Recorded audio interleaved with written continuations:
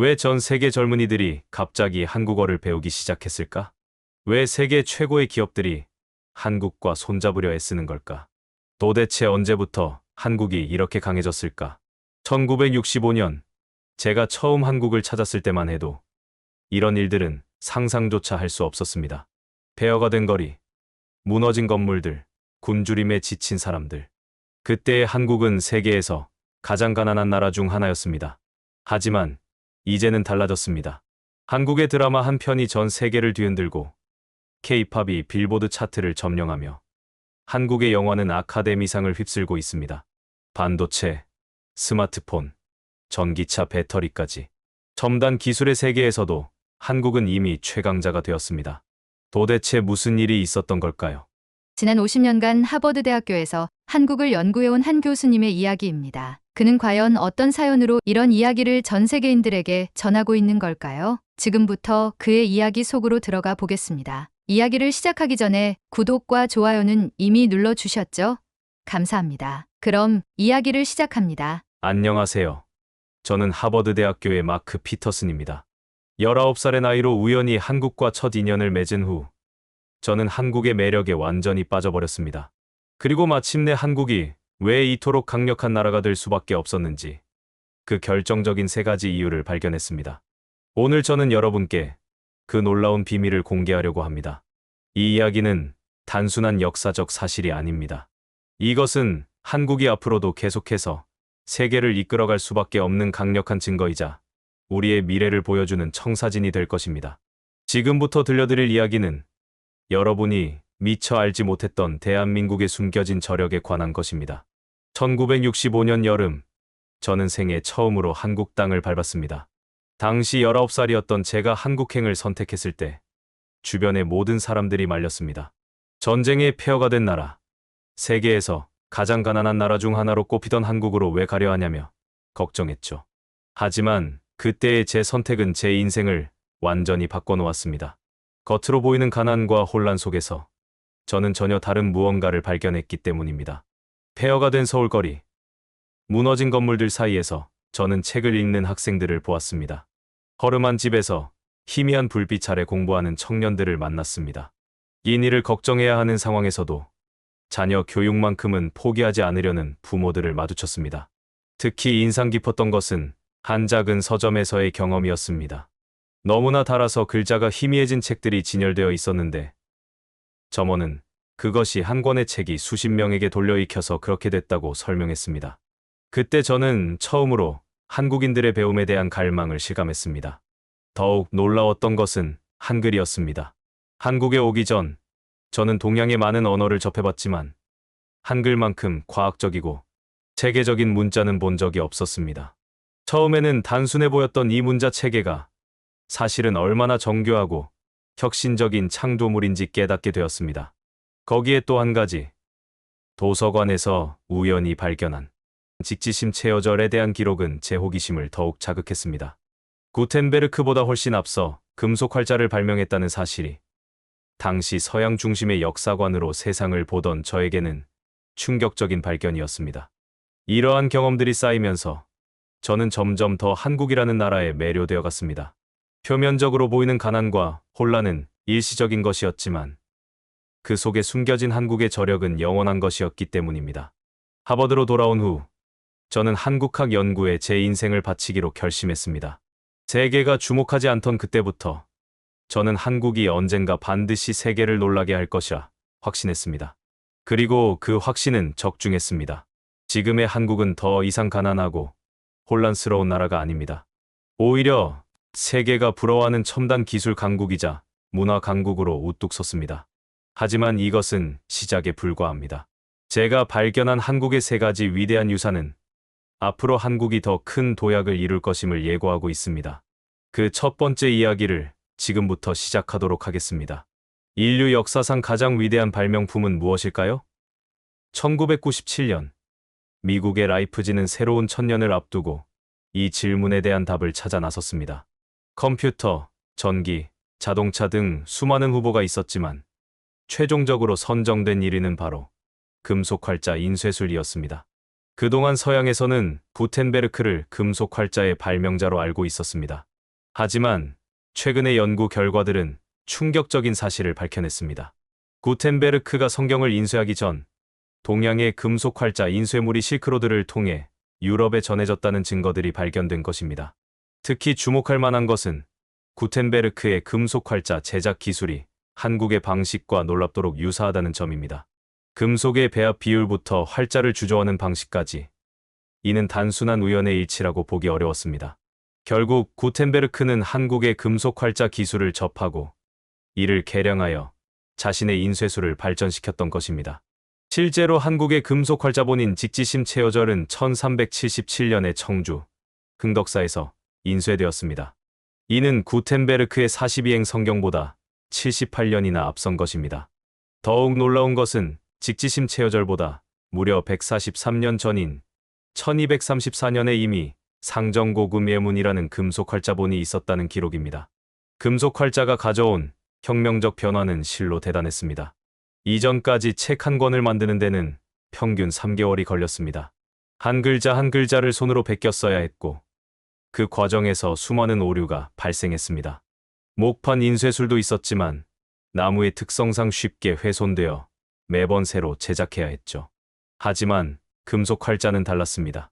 단단한 금속으로 만든 활자는 쉽게 닳지 않았고 필요한 만큼 얼마든지 책을 찍어낼 수 있었습니다. 더구나 한 번 만든 활자는 다른 책을 인쇄할 때도 재사용할 수 있었죠. 이러한 혁신적 기술이 실크로드를 통해 서양에 전해지면서 유럽의 르네상스를 촉발하는 계기가 되었습니다.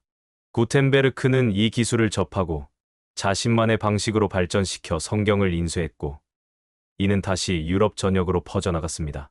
현대 한국의 반도체 기술, 디스플레이 기술, 배터리 기술이 세계 최고인 것은 우연이 아닙니다.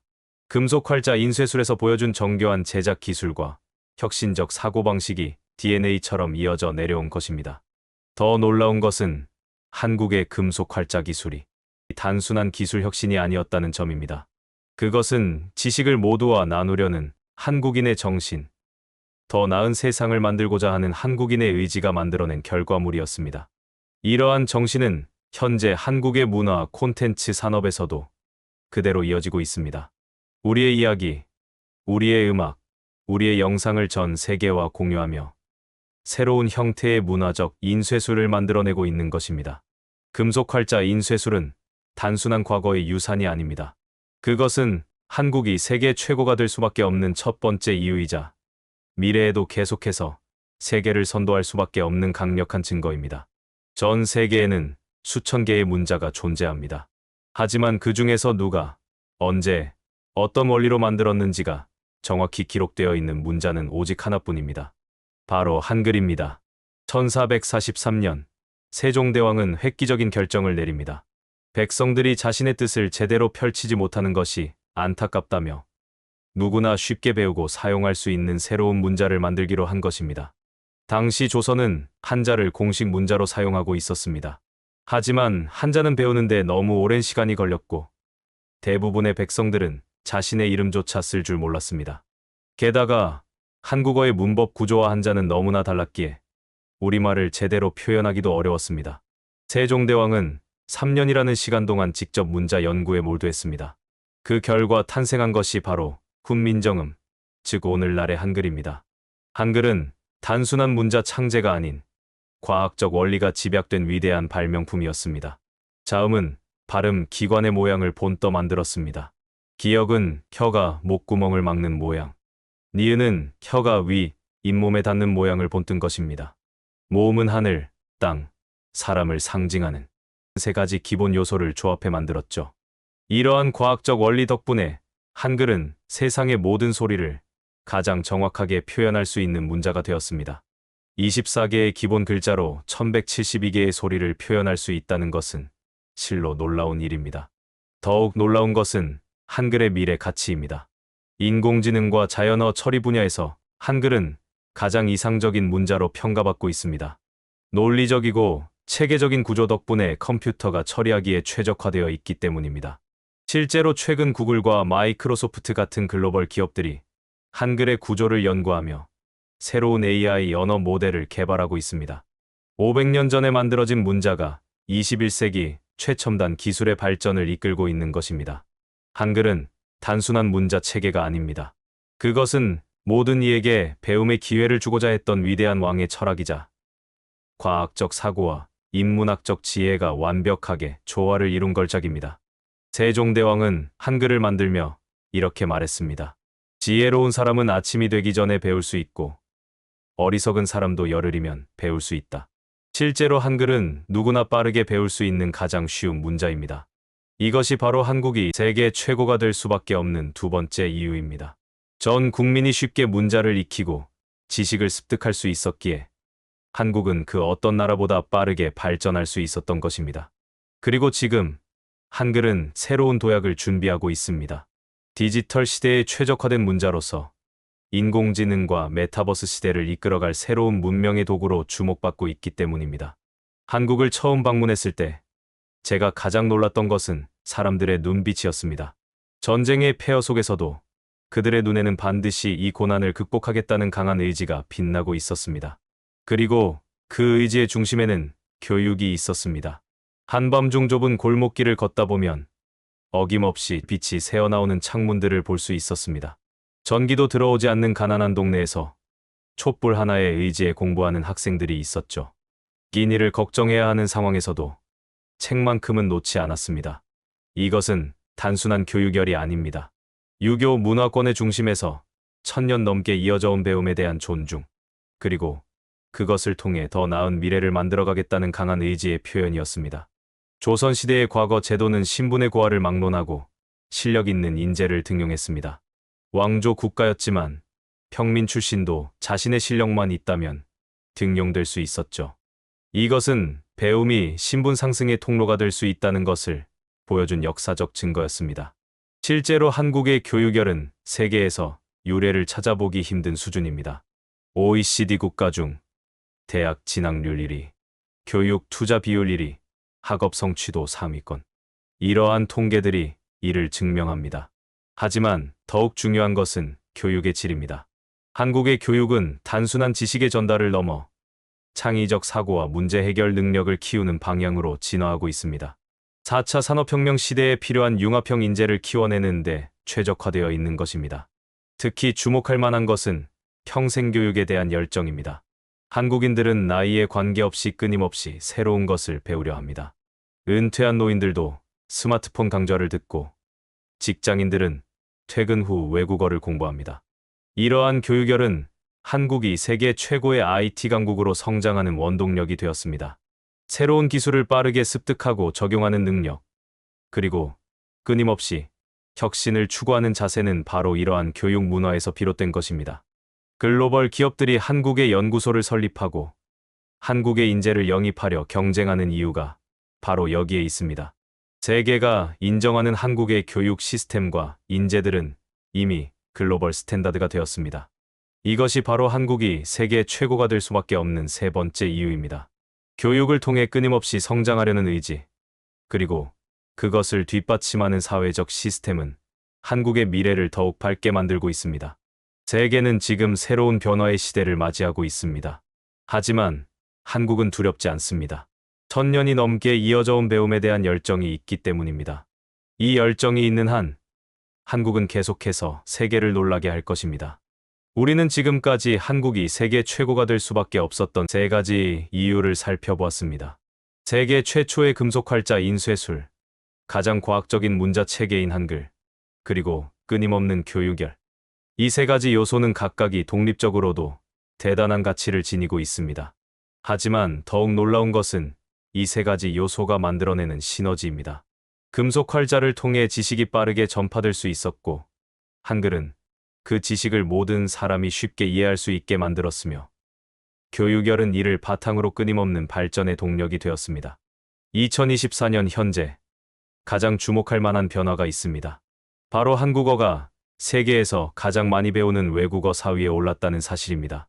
영어, 스페인어, 프랑스어에 이어 4위를 차지한 것입니다.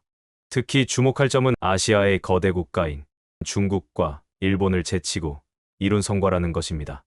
인구 5천만의 작은 나라, 분단된 국가의 언어가 13억 인구의 중국어와 오랜 경제 강국 일본의 언어를 제치고 더 많은 학습자를 확보했다는 것은 실로 놀라운 일입니다.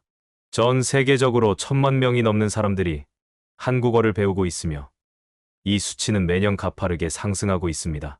이러한 현상은 단순한 한류의 영향을 넘어섭니다. 한국어가 지닌 과학성과 체계성, 배우기 쉬운 문자 체계, 그리고 디지털 시대에 최적화된 특성이 전 세계 학습자들의 마음을 사로잡은 것입니다.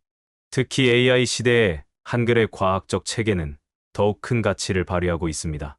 세계 유수의 대학들이 앞다투어 한국어학과를 신설하고 있으며 글로벌 기업들은 한국어 구사 능력을 가진 인재를 우대하고 있습니다.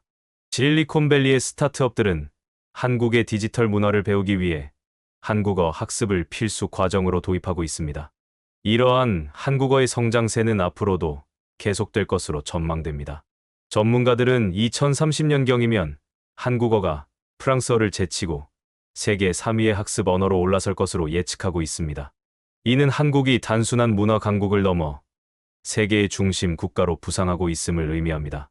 또 한 가지 특히 주목할 만한 것은 한국의 소프트 파워입니다. 한국은 이제 단순히 제품을 수출하는 것을 넘어 문화와 가치관까지 수출하고 있습니다. 한국의 교육 시스템, 디지털 정보 시스템, 의료 시스템은 많은 국가들이 벤치마킹하는 모델이 되었습니다. 미래 전망은 더욱 밝습니다. 세계는 지금 4차 산업혁명이라는 거대한 변화의 물결을 맞이하고 있습니다. 그리고 이 변화의 중심에 한국이 서 있습니다. 금속 활자에서 보여준 기술 혁신의 DNA, 한글에 담긴 과학적 사고, 그리고 끊임없는 교육열은 이 새로운 시대를 헤쳐나가는 데 완벽한 조합이 될 것입니다. 세계 각국의 전문가들은 2030년경이면 한국이 명실상부한 세계 최고의 문화 강국이자 기술 강국으로 자리 잡을 것이라 예측하고 있습니다. 실제로 많은 지표들이 이미 그 방향으로 움직이고 있습니다. 하지만 이것은 시작에 불과합니다. 한국의 진정한 잠재력은 아직 완전히 발현되지 않았습니다. 한국의 발전에는 한계가 없을 것입니다. 세계는 이제 한국을 주목하고 있습니다. 그리고 우리는 알고 있습니다. 이것이 우연이 아니며 필연적인 결과라는 것을. 한국이 세계 최고가 되는 것은 이미 정해진 운명이었는지도 모릅니다. 19살의 나이로 처음 한국을 방문했던 그날, 저는 이 나라의 미래를 정확히 예측하지 못했습니다. 하지만 한 가지는 확신할 수 있었습니다. 이 나라가 품고 있는 잠재력이 얼마나 대단한지를. 지난 50여 년간 하버드 대학교에서 한국학을 연구하며 저는 한국의 놀라운 성장을 지켜보았습니다. 저는 이제 곧 은퇴를 앞두고 있습니다. 하지만 제 연구는 계속될 것입니다. 한국이라는 나라가 어떻게 세계를 더욱 놀라게 할지 지켜보고 싶기 때문입니다. 마지막으로 한국의 젊은이들에게 당부하고 싶습니다. 여러분이 물려받은 유산이 얼마나 위대한지 잊지 마십시오. 금속 활자의 혁신성, 한글의 과학성, 그리고 배움을 향한 열정. 이것들이야말로 여러분을 세계 최고로 만들어줄 진정한 힘입니다. 세계는 지금 새로운 변화의 시대를 맞이하고 있습니다. 그리고 그 변화의 중심에 한국이 서 있습니다. 한국이 세계 최고가 되는 것은 이미 정해진 운명이었는지도 모릅니다. 그리고 그 여정의 진정한 주인공은 바로 여러분입니다. 세계 최고의 명문 하버드의 교수님께서 정말 한국에 대한 애정과 열정이 남다르신데요. 정말 한국의 잠재력은 대단하다는 걸 새삼스럽게 느끼게 됩니다. 오늘도 영상이 재미있으셨다면 구독과 좋아요 부탁드립니다. 다음 영상에서 더 좋은 이야기로 찾아뵙겠습니다. 감사합니다.